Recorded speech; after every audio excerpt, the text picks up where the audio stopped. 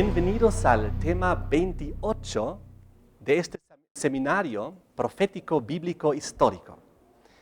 Y hoy en el tema 28 vamos a ver con mucha más profundidad y amplitud lo que en el tema anterior hemos a grandes rasgos presentado. Estábamos hablando del santuario terrenal.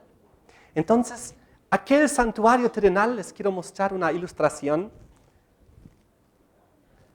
Aquel santuario terrenal que Dios puso en medio de su pueblo para que su pueblo tenga un medio de llegar nuevamente a Dios, nuevamente a la presencia de Dios, nuevamente a la armonía con el Creador. Aquel santuario que Dios en la primera fase, durante los 40 años que el pueblo estaba en el desierto, puso ahí en medio de las 12 tribus. En una segunda fase que se construyó ya el precioso, magnífico templo de Salomón, que fue destruido por los babilónicos y luego que fue reconstruido, pero lamentablemente nuevamente destruido por los romanos. Aquel templo que tenía 3 lugares especiales, importantes. Recordamos que tenía un atrio, un patio, en el cual se encontraban 2 objetos. El altar de los sacrificios, donde fue sacrificado la ovejita. Luego, la fuente de bronce del agua, donde los sacerdotes se purificaban para ministrar entre el pueblo y Dios. Luego, el lugar santo y el lugar santísimo, que estaban dentro de esta pequeña construcción donde se encontraban los otros objetos del santuario terrenal. Vamos a verlos ahora uno por uno con unos cuantos pasajes bíblicos y entender a profundidad por qué Dios puso este modelo de la salvación, este modelo del recorrido de la salvación aquí en la tierra entre su pueblo. Pues era muy necesario, importante, y Dios es una persona muy didáctica y a Dios le encanta ilustrar las cosas y hacer las cosas muy sencillas. Y no solamente esto, Dios quiere que nosotros podamos entender, hasta un niño puede entender el plan de salvación de una manera muy sencilla a través de ciertos utensilios y ciertos altares que se utilizaban en aquel santuario, en aquel templo. Entonces, recordemos, la semana pasada vimos que Dios quería morar entre su pueblo. Él quería estar con los pecadores, con los seres humanos, pero Él quería, a través de este santuario, mostrarles cómo ellos pueden volver a la armonía con Dios, a la imagen y semejanza perdida, cómo ellos pueden volver a ser obedientes, cómo ellos pueden volver a recibir el perdón y la armonía y la reconciliación con Dios. Y de esta manera Dios puso este santuario terrenal. Hay un versículo muy interesante aquí en Éxodo, capítulo 25, versículo 8 y 9, donde Dios dice: harán un santuario para mí y habitaré en medio de ellos. Pues ahí es donde quiere estar, en medio de nosotros, en medio de sus criaturas, para poder rescatarnos, salvarnos del pecado. Y entonces el versículo 9 decía: conforme a todo lo que yo te muestre, dice a Moisés, el diseño del tabernáculo y el diseño de todos sus utensilios, así lo haréis. Conforme a todo lo que yo te muestre, el diseño del tabernáculo. De esta manera, Dios le mostró a Moisés claramente un modelo y dijo: así quiero que tú lo hagas. El atrio, el patio y los diferentes objetos que había ahí, el lugar santo, el lugar santísimo y los diferentes objetos que había ahí. De tal manera que Moisés cumplió al pie de la letra la instrucción de Dios. Entonces, aquí en el atrio encontramos, por un lado, la fuente de bronce. Quiero comenzar, pero antes de la fuente de bronce, con el altar de los sacrificios. Ahora, en este altar de los sacrificios, cuya descripción la podemos encontrar en Éxodo capítulo 27, 1 al 8, yo voy a mencionar ahora varios versículos que ustedes, si quieren, pueden abrirlos en este momento, o si no, lo van a tener en el texto por escrito también. Ahí encontramos la descripción del altar, de los sacrificios, del holocausto, el cual era el símbolo del Cordero de Dios que iba a morir por los pecados del mundo. Jesucristo, pues aquellas ovejitas que durante siglos fueron sacrificados aquí, representaban a Jesús perfectamente, tal como acabamos de mencionar. Esta muy famosa frase de Juan el Bautista en Juan 1:29, donde él vio a Jesús venir y dijo, he aquí está el Cordero de Dios que quita el pecado del mundo, lo que significa tu pecado y mi pecado también. Entonces, allá en el libro de Isaías 53, versículo 7, encontramos un maravilloso versículo acerca de Jesucristo, el Cordero de Dios que quita el pecado del mundo. En el tiempo antiguo, cuando Isaías fue inspirado por el Espíritu Santo para escribir esto, Isaías 53, versículo 7, angustiado él, estamos hablando del Mesías, del ungido, de Jesucristo, y afligido, no abrió su boca, como cordero fue llevado al matadero, como oveja delante de sus trasquiladores, enmudeció y no abrió su boca. Jesucristo, aquel Cordero de Dios. ¿Y cómo lo describe el libro Hebreos en el capítulo 13, versículos 11 y 12? Aquí nos indica lo siguiente, porque los cuerpos de aquellos animales cuya sangre a causa del pecado es introducida en el santuario por el sumo sacerdote, son quemados fuera del campamento.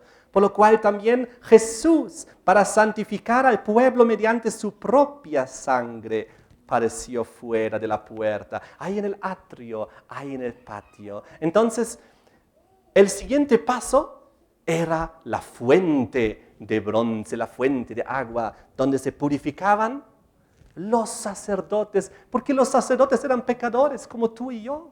Ellos también, antes de ministrar entre el pueblo y Dios, tenían que primero hacer un sacrificio por sus propios pecados para limpiarse ellos mismos. Luego tenían que lavar sus manos, tenían que purificarse para representativamente, simbólicamente, estar limpios ante la presencia de Dios. Y solamente un mediador limpio, puro, podía mediar entre el pueblo y Dios. Ahora, acerca de la fuente de bronce, ustedes pueden leer en Éxodo 38, versículo 8. También en Éxodo 30, del 18 al 21, donde está la descripción de cómo debería haber sido hecho en aquel entonces esta impresionante fuente. Ahora, esto nuevamente, como lo vimos la semana pasada en una manera muy rápida, era una representación de Jesucristo, nuestro sumo sacerdote puro, sin mancha, santo, tal como lo indica Hebreos 7, versículo 26. Hebreos 7, 26, donde nos habla, porque tal sumo sacerdote, Jesús, nos convenía, santo, inocente, sin mancha, apartado de los pecadores, hecho más sublime que los cielos. Jesucristo, el sumo sacerdote perfecto, limpio y puro. Primera de Pedro 2, también este versículo es importante mencionar en este contexto. Primera de Pedro 2, versículo 22. Hablando de Jesucristo, el Cordero de Dios, el cual no hizo pecado, ni se halló engaño en su boca. Jesús puro, inocente, sin pecado. Él era el cumplimiento perfecto de todas las ovejitas, de todas las palomitas y de todos aquellos animales limpios que durante los siglos del pacto antiguo fueron sacrificados por el perdón de los pecadores. Ahora, sucede que entramos ahora al lugar santo. Voy a cambiar la ilustración al lugar santo donde se encontraba el candelero de 7 brazos. Ahora, este candelero de 7 brazos, su descripción está nuevamente en Éxodo, capítulo 30, versículos 7 y 8, y también en Éxodo 37, 17 al 23. Hoy vamos a abarcar mucho, por eso solo estoy mencionando dónde se encuentran en el texto por escrito, lo van a tener para revisar y leerlo con calma en sus casas. De todas maneras, este candelero con sus 7 brazos y sus 7 lamparitas cada día fue llenado con aceite y nunca se apagaba.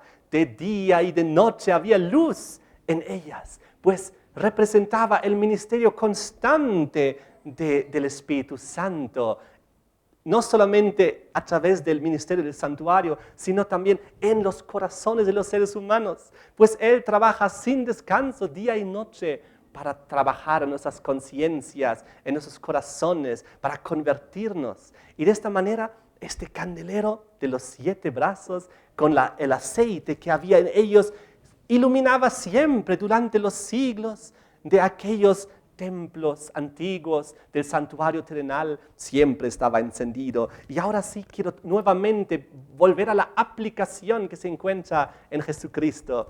En el Nuevo Testamento, San Juan 1, versículo 9, donde nos dice, ¿quién es la luz del mundo? Juan 1, 9. Aquella luz verdadera que alumbra a todo hombre venía a este mundo. Jesús era simbólicamente la representación allá a través del candelero en el santuario terrenal. Entonces, nosotros también, según Mateo 5:14, debemos ser la luz del mundo también. ¿Y cómo ocurre esto? ¿Cómo nosotros podemos también llegar a ser luz del mundo? Si es que la verdadera luz, que es Jesucristo, mora en nuestras vidas, entonces nosotros también podemos reflejar algo de esa luz al mundo. Y eso es lo que Dios desea. Y todo a través del Espíritu Santo, que es el aceite que permite que en el candelero exista la luz. Entonces, si el Espíritu Santo está en nuestras vidas, si el Señor Jesucristo está en nuestras vidas, la luz verdadera, entonces nosotros también podemos ser pequeñas luces en este mundo que guían a las personas a la luz grande, a la luz verdadera, que es Jesucristo. De esta manera, hemos visto en el lugar santo este objeto tan importante y vamos al siguiente objeto que se encontraba ahí, que era la mesa del pan de la proposición. Ahora, la descripción de esto encontramos nuevamente en Éxodo 25, en los versículos 23 al 30. Y ahí describe Dios cómo Moisés debería construir y armar todo esto. Pero nuevamente vamos directo a la aplicación espiritual hacia el Señor Jesucristo. Pues nosotros necesitamos pan para vivir, físicamente como también espiritualmente. Sin el pan nosotros nos morimos, física y espiritualmente también. De esta manera Jesucristo es presentado en San Juan 6:35 como el pan de la vida. Juan 6:35. Jesús les dijo, yo soy el pan de vida. El que a mí viene nunca tendrá hambre. El que en mí cree no tendrá sed jamás. Jesús es el verdadero pan de la vida. Entonces, en este lugar santo ya encontramos 2 requisitos sumamente importantes y esenciales para el camino nuestro de la santificación. Estos 2 objetos que acabamos de ver, el candelero de los 7 brazos y ahora esta mesa del pan, están en el lugar santo. Entonces Dios desea que nosotros lleguemos a ser santos también. Si pecamos, somos pecadores.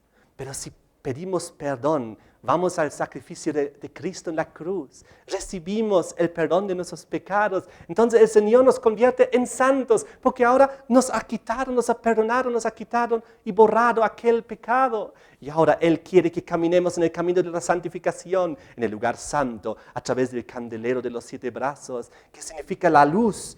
No solamente Jesucristo, significa también la palabra misma de Dios, que es representado en varios lugares de la Biblia como la luz en nuestro camino. Y ahora encontramos el pan, un segundo símbolo de Jesucristo, también en relación a nuestra santificación, pues también la palabra de Dios es nuestro pan espiritual que debemos comer, del cual debemos alimentarnos espiritualmente. ¿Y cómo nos alimentamos de la palabra de Dios? Leyendo y estudiando, comparando y profundizando. Así nosotros nos alimentamos de la palabra de Dios. Y entonces podemos avanzar en este camino que Dios tiene de la santificación. Ahora, Jesús dice, En San Juan 6, aquí mismo un poquito más allá en el versículo 48, yo soy el pan de vida. Y en el versículo 51, yo soy el pan vivo que descendió del cielo. Si alguno comiere este pan, vivirá para siempre. Entonces, preciosas aplicaciones encontramos aquí. Y vamos al siguiente, al tercer objeto que estaba en el lugar santo del santuario terrenal. Vamos a cambiar la ilustración. Y este tercer objeto que se encontraba en el lugar santo era el altar del incienso. Acerca de este podemos leer en Éxodo, capítulo 30, versículos 1 al 7, donde está su descripción, donde Dios dice a Moisés cómo debería hacer estas cosas.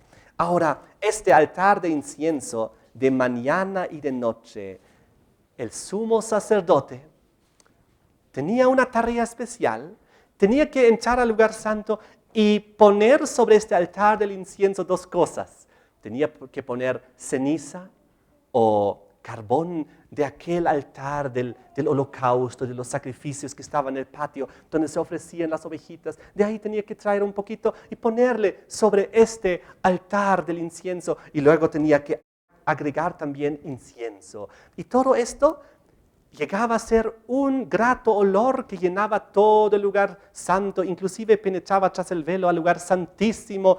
Y esto representaba nuestras oraciones, las oraciones de aquellos hijos de Dios que creen en Él, de los creyentes, de su pueblo. Vamos a leer unos cuantos versículos para tener esto muy claro. Vengan conmigo a Salmos 141. En Salmos 141, versículo 2. Dice aquí David al Señor: suba mi oración delante de ti como el incienso. ¿A qué es comparado aquí nuestra oración? Con el incienso. Y Dios quería que nuestra oración suba a su presencia como incienso. Vamos al Apocalipsis, capítulo 8, versículos 3 y 4. En Apocalipsis 8, versículos 3 y 4 nos profundiza este contexto, este concepto del altar, del incienso, donde se mezclaba el sacrificio de Cristo simbólicamente con nuestras oraciones a través del incienso. Donde dice: otro ángel vino entonces y se paró ante el altar con un incensario de oro, y se le dio mucho incienso para añadirlo a las oraciones de todos los santos sobre el altar de oro que estaba delante del trono. Este incensario de oro, y se añadió aún mucho más incienso, que es el símbolo de las oraciones. Y un poquito antes, en Apocalipsis 5, versículo 8, lo describe de una manera aún más directa, donde dice: cuando hubo tomado el libro, los 4 seres vivientes, los 24 ancianos se postraron delante del Cordero. Todos tenían arpas y copas de oro lleno de incienso, que son las oraciones de los santos. Entonces, para Dios, este altar del incienso, donde se mezclaban estos dos ingredientes, el incienso y nuestras oraciones, con el carbón del altar, con la ceniza del sacrificio, que es la justicia de Cristo, se mezclaba, y esto era la base de que nuestra oración sea aceptada ante Dios en el cielo. Esto, por si acaso, llega a ser el aroma agradable ante Dios, del cual habla en Efesios 5:2, o también llega a ser el perfume agradable del cual habla en Levíticos 16, 12 y 13. Entonces, si tú oras, tu oración va ante la presencia de Dios y solamente puede ser aceptada por Dios si está mezclada con las cenizas, simbólicamente con el carbón allá del altar, de los sacrificios, del holocausto. Por eso nosotros oramos en el nombre de Jesucristo, por el perdón de nuestros pecados, cuando le pedimos perdón al Señor y recordamos de que Él murió por nosotros en la cruz. Entonces nosotros elevamos una oración que llegue a la presencia de Dios y que es agradable ante sus ojos. Y eso es algo maravilloso. Ahora nosotros vamos al lugar santísimo. Detrás del velo, en el santuario terrenal, aquí tenemos una bonita ilustración donde el sacerdote o sumo sacerdote estaba aquí en el lugar santo. donde estaba el candelero de los 7 brazos, el altar del incienso, de las oraciones, y aquí abajito la mesa del pan de la proposición. Luego estaba el velo, y detrás del velo el lugar santísimo. Y en el lugar santísimo estaba el arca del pacto de Dios. Y en el arca del pacto de Dios, las tablas de la ley de Dios, sus 10 mandamientos, expresión de su voluntad, de su carácter, de su santa ley.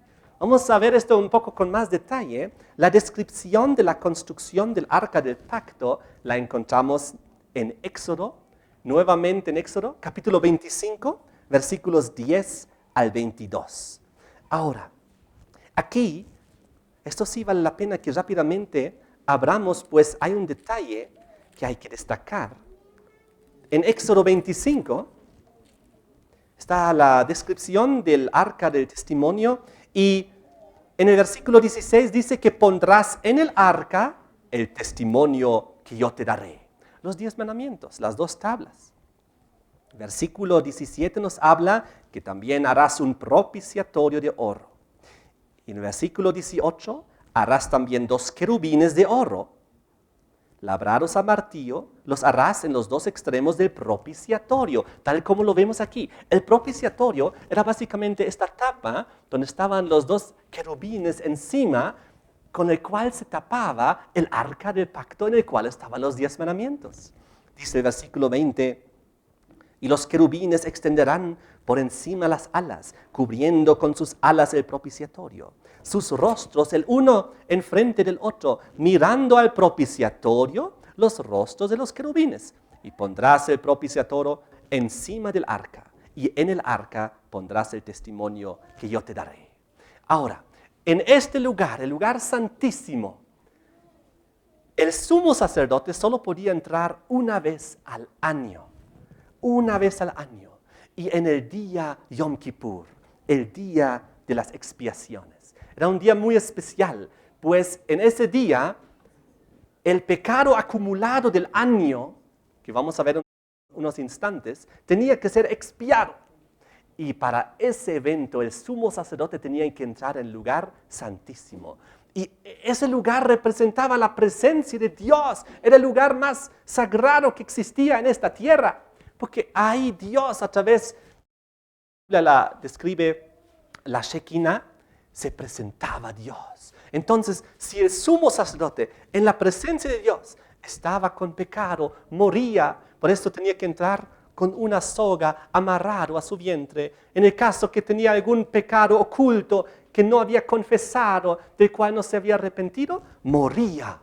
Pues el pecado no puede existir en la presencia del Dios Santo. Entonces tuvo que ser jalado y sacado por la soga. La Biblia no nos cuenta de que esto ocurrió, es decir, parece que los sumos sacerdotes lo tomaron en serio, muy en serio, este día, y se prepararon mucho para no tener que morir. Pues no encontramos relato en la Biblia donde efectivamente uno murió en la presencia de Dios y tuvo que ser jalado fuera. Pero esto es la seriedad del asunto, la presencia de Dios, su voluntad, su santa ley, y los querubines y el propiciatorio. Ahora esto es muy interesante, pues las tablas de la ley, los 10 mandamientos, representan su justicia de Dios. Y el propiciatorio que estaba encima representaba su misericordia. Pues ahí se fusionaban su misericordia y su justicia. Igual como en la cruz. Jesús cuando murió en la cruz, ahí se cumplió la justicia y la misericordia. La justicia porque Jesús tuvo que morir por los pecados de la humanidad. Por tuyos y los míos también. Pero la misericordia, pues Él decidió morir por nosotros. Para que tú y yo, a través de su sacrificio, en nuestro lugar, sustituto, inocente, podamos obtener el perdón de nuestros pecados. Por lo tanto, la combinación de la justicia de Dios, su santa ley, con el propiciatorio, su misericordia y la presencia de los santos ángeles, los querubines, que desde arriba miran a través del propiciatorio hacia la ley de Dios. Y es la forma como tú y yo también debemos mirar la ley de Dios, a través del propiciatorio. Debemos ver la ley de Dios a través de su misericordia. Y si lo hacemos así, entonces la ley de Dios nos resulta algo maravilloso. Él desea una justicia, pero Dios en su gran misericordia ha provisto el manto, la capa de misericordia para que tú y yo, si hemos fallado a esta ley, a esta santa y sagrada ley, podamos obtener el perdón de nuestro pecado, de nuestra transgresión, de nuestra obediencia. Y los ángeles, estos dos querubines, representan en cierto sentido todos los ángeles que tienen un enorme interés en ver la justicia de Dios y la misericordia de Dios y cómo esto se manifiesta en nuestras vidas. Entonces, este día que llegó una vez al año, el Yom Kippur, se llamaba en hebreo el día de las expiaciones, también conocido como el día del juicio.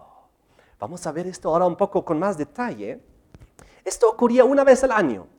En el libro de Levíticos 16, donde habla la descripción de este gran día de Yom Kippur, Levíticos 16, versículo 34, nos dice al final: y esto tendréis como estatuto perpetuo para hacer expiación una vez al año por todos los pecados de Israel. ¿Cada cuánto tiempo se hacía esto? Una vez al año.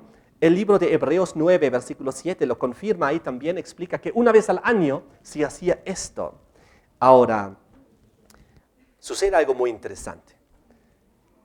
Les quiero contar un poquito de lo que ocurrió ese día. Vamos a ver la ilustración del sumo sacerdote que una vez al año se presenta en la presencia de Dios en el día Yom Kippur para la expiación de los pecados. Sucede que este día, el Yom Kippur, era la culminación de la liturgia del santuario. Era el clímax anual en relación a lo que ocurría en el santuario. Era una ceremonia muy solemne y tenía como base y como fundamento la purificación del santuario. Ese día el santuario tenía que ser purificado. También, por eso en Levítico 16 nos habla de la expiación de los pecados que tenían que ocurrir en ese día. Sucede que 10 días antes del Yom Kippur, 10 días antes, comenzaron los sacerdotes a tocar las trompetas. Entonces todo el pueblo sabía, comienza esta fase de 10 días que culmina en el día Yom Kippur. Entonces ellos sabían, tenemos ahora 10 días para prepararnos para el día de las expiaciones, de los pecados, para el día del juicio sobre el pueblo. Era algo muy solemne, era el clímax del año. Entonces, ¿qué pasó? Estos 9 días antes del Yom Kippur era una fase donde la gente buscaba el sincero perdón. Se arrepintieron de sus pecados, buscaron en su conciencia que estaba mal y trajeron todo ante Dios y se purificaban de tal manera para estar listos para el día Yom Kippur. Ahora, todos los días, esto hemos visto ya con más detalle la semana pasada, todos los días, durante todo el año, los sacerdotes aceptaron los sacrificios. El pecador venía y entonces el pecador tenía que transferir simbólicamente su pecado sobre la ovejita. Y él mismo tenía que degollarlo. Y entonces eso significaba, como vimos la semana pasada, de que uno mismo era culpable de la muerte de un inocente, que era en este caso el Cordero de Dios, la prefiguración de Jesucristo, culpable de que Él murió en la cruz. Pero, ahora, ¿qué hizo el sacerdote con esta sangre de la ovejita sacrificada? La agarró y la derramó y la puso, la rociaba sobre algunos lugares del santuario terrenal. Por ejemplo, sobre el altar del incienso, también sobre el piso frente al velo interior. Y de esta manera, el pecado que primero del pecador fue transferido a la ovejita, ahora fue transferido de la ovejita al santuario. Y ahora el pecador salió ya con el perdón. Vamos a leer esto. En Levíticos 4, versículo 20, maravillosamente el pecador salió con el perdón de su pecado. Levítico 4, 20. donde dice, y hará de aquel becerro como hizo con el becerro de la expiación, lo mismo hará de él. Así hará el sacerdote expiación por ellos y obtendrán perdón. Ellos salieron del lugar con el perdón.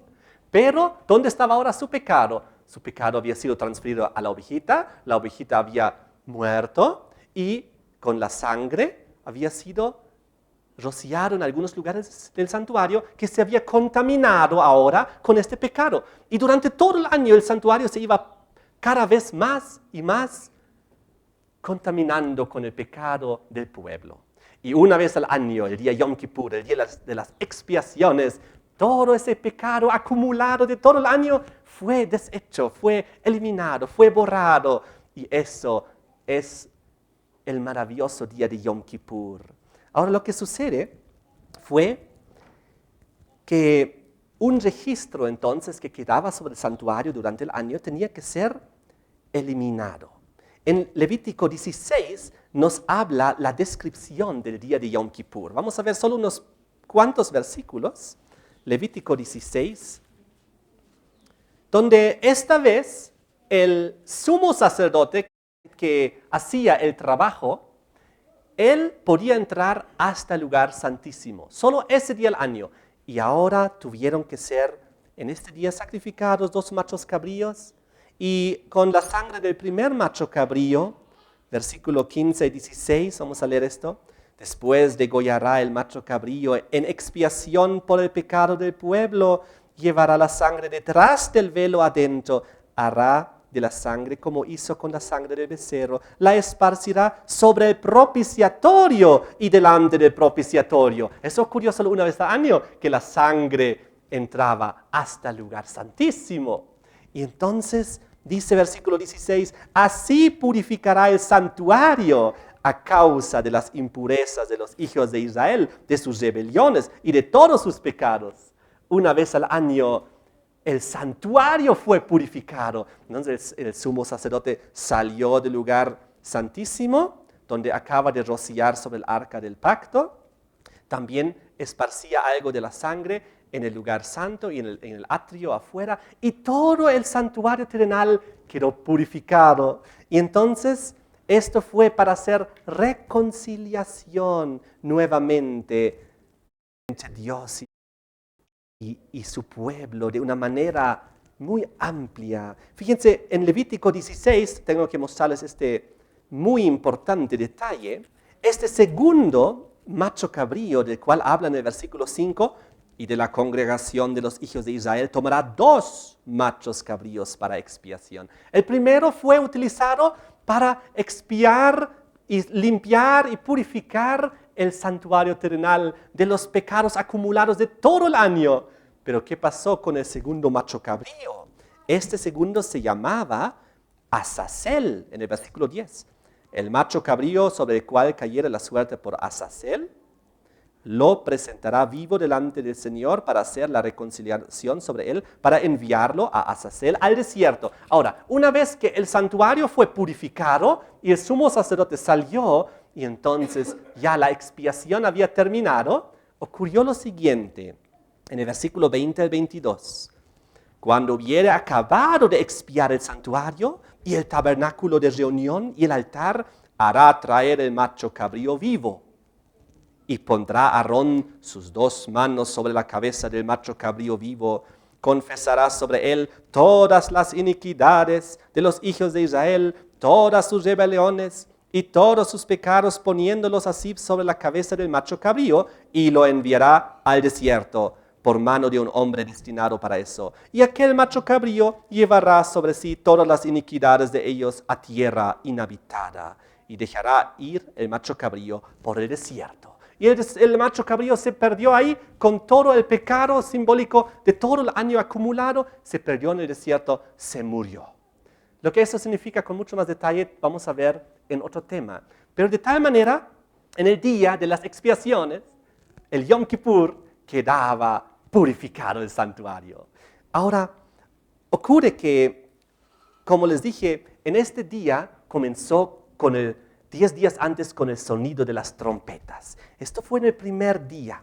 Pues, por si acaso, en el 10º día era el Yom Kippur, que caía en el séptimo mes. Y en el primer día del séptimo mes comenzó el aviso de las trompetas. Hay 9 días de preparación para aquel gran día. La gente se afligía, un profundo reconocimiento de sus pecados y de su conciencia. Y el Yom Kippur, al 10º día, como acabamos de ver, iba a eliminar el pecado acumulado del pueblo. Y todo iba a quedar puro. Pero todo este rito, toda esta ceremonia que hizo en el santuario, lo que acabamos de ver, solo era en realidad para demostrar lo que debería ocurrir en realidad en el corazón del ser humano y del pecador. Toda esta ceremonia externa en el santuario con sus rituales y todo, que demostraba el proceso de la purificación, de la eliminación del pecado, todo era una representación ceremonial de lo que debería ocurrir, ¿dónde? En el corazón del pecador, del ser humano, porque en realidad el pecado, ¿dónde tiene que ser borrado? De nuestro corazón, de nuestra conciencia, ahí tiene que ser eliminado, ahí tiene que ser expiado. Ahora, era muy serio el día de la expiación. Ahora vamos a entender por qué el día de la expiación era a la vez conocido como el día del juicio. Porque hay algo en Levítico 23 que tenemos que leer. En Levítico 23, algo muy fuerte, en el versículo 29, donde dice, ningún trabajo haréis en este día. Está hablando del día de la expiación, del Yom Kippur, para reconciliaros delante del Señor vuestro Dios. Y el versículo 30 sigue, cualquier persona que hiciere trabajo alguno en ese día, yo destruiré a tal persona de entre su pueblo.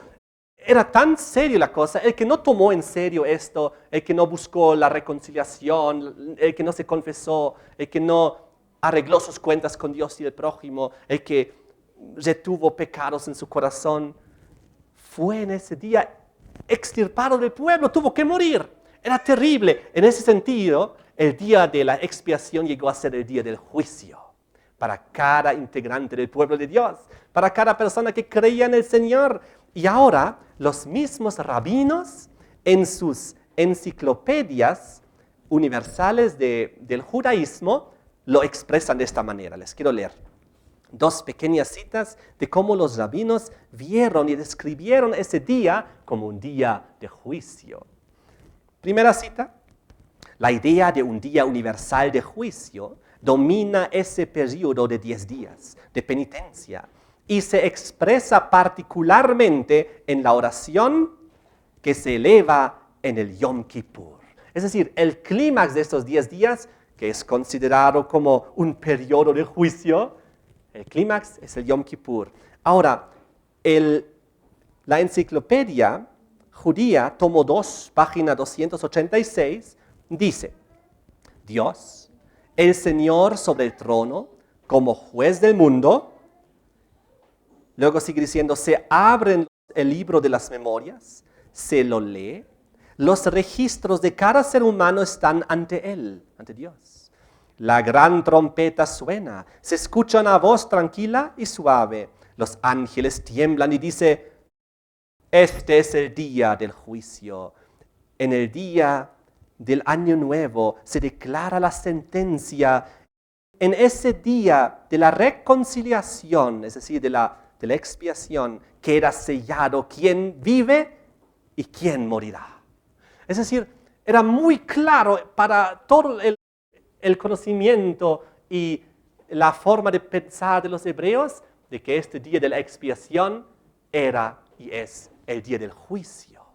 Ahora, recordemos nosotros en Daniel 8, versículo 14, lo que ya hemos estudiado en los últimos temas. Daniel 8, 14, donde nos decía, él dijo, hasta 2300 tardes y mañanas, como ya vimos este lapso largo de tiempo que cubre más de 2 milenios, entonces dice, luego el santuario será purificado.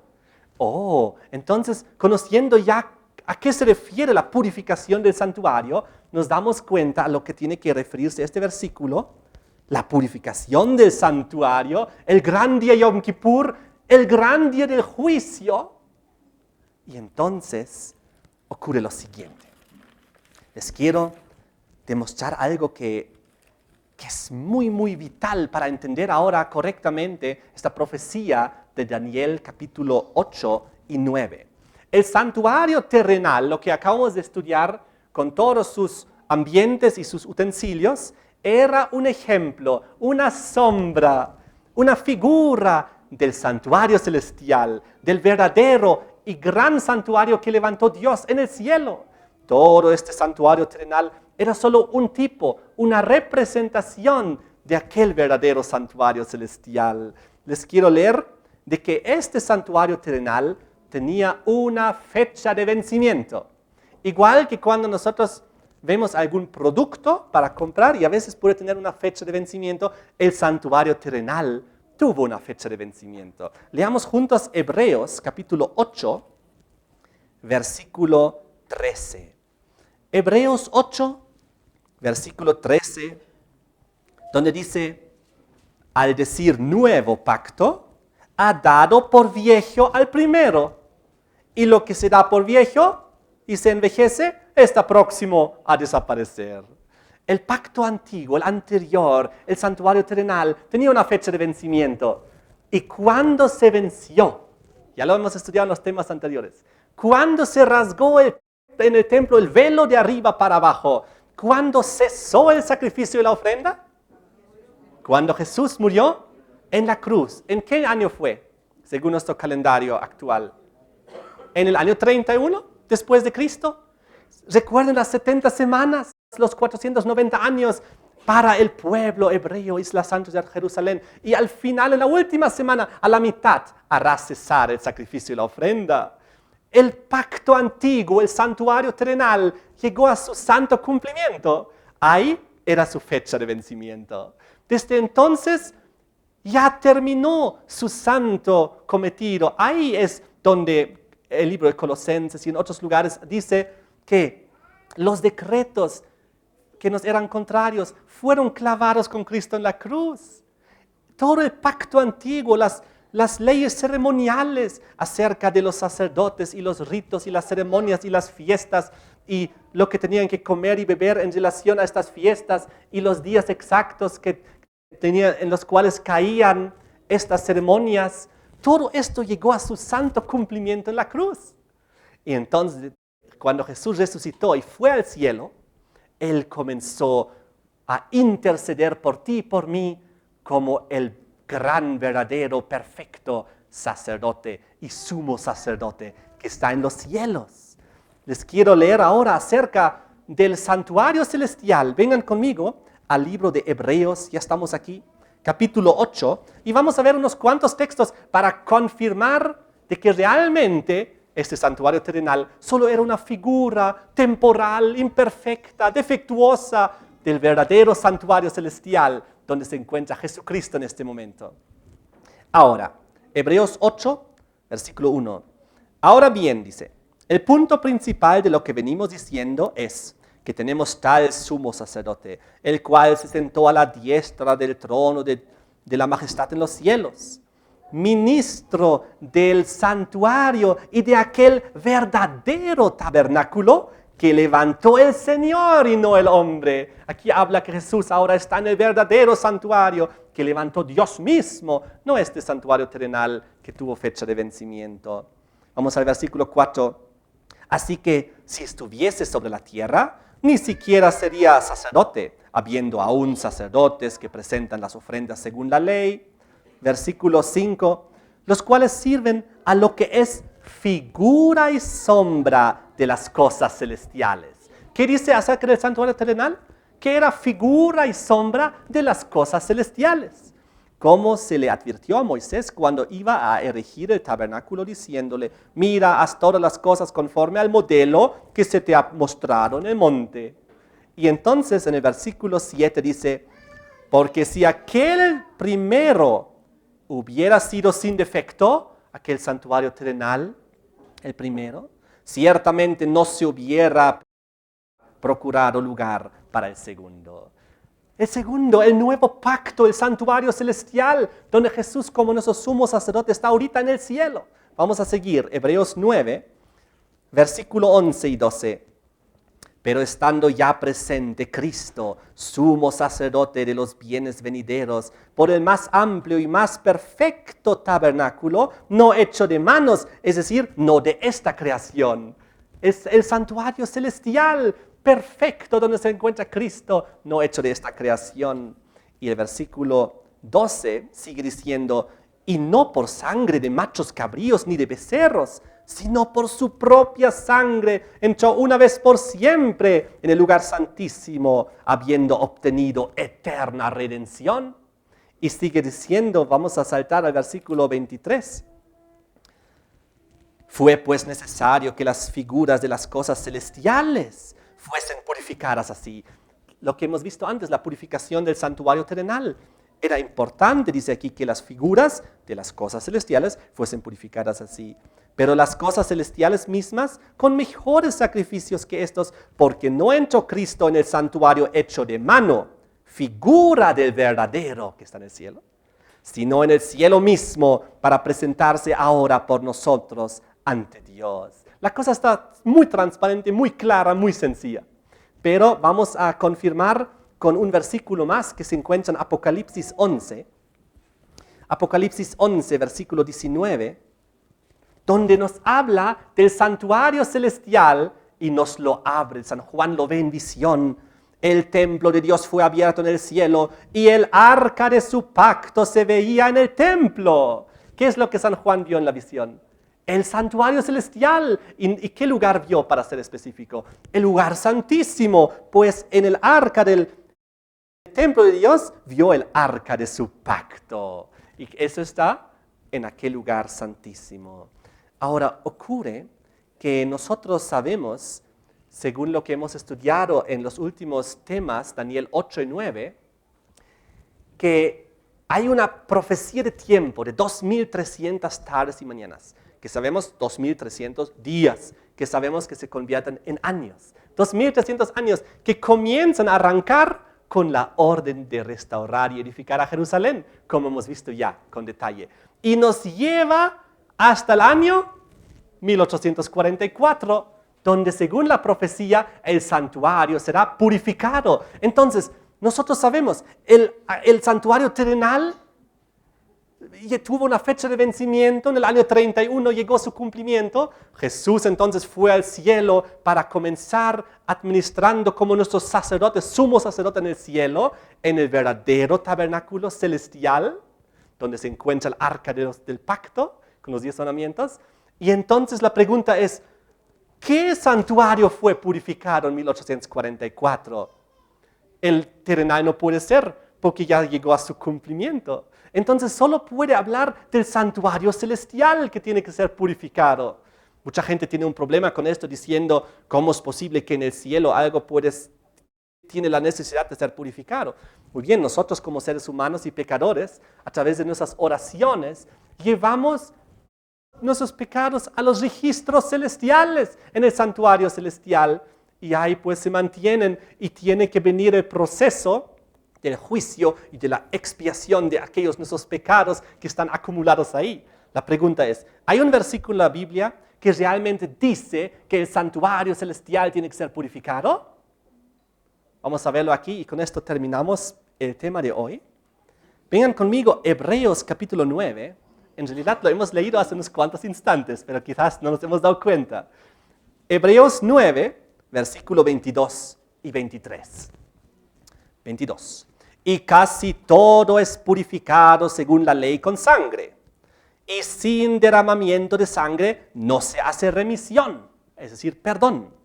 Y ahora viene la clave, presten mucha atención. Fue pues necesario que las figuras de las cosas celestiales fuesen purificadas así. Lo vimos en el día Yom Kippur. En el día Yom Kippur fue el santuario terrenal purificado de la manera que hemos estudiado en este tema. Y ahora sigue diciendo, pero las cosas celestiales mismas con mejores sacrificios que estos. Es decir, pero las cosas celestiales mismas tienen que ser purificados también con mejores sacrificios que estos. Aquí tenemos el versículo donde nos dice que el santuario celestial también tiene que ser purificado. Y cuando ocurrió al cabo de los 2300 tardes y mañanas, que nos lleva al 1844. El próximo tema vamos a continuar y profundizar unos cuantos aspectos más. Antes de ir a la siguiente profecía, saltamos al Daniel capítulo 12. Amén. Muchas gracias por ver este video. En este enlace puede ver el siguiente video y en este enlace donde dice navegando del pasado al futuro.net está nuestra página web donde puede encontrar todo este seminario bíblico, profético e histórico. Ahí va a encontrar también para compartir con sus amigos y a través de las redes sociales todos los videos y también el audio y también los textos por escritos. De esta manera que Dios te bendiga y comparte estos videos para que muchas más personas puedan conocer al Señor y la verdad profética y bíblica.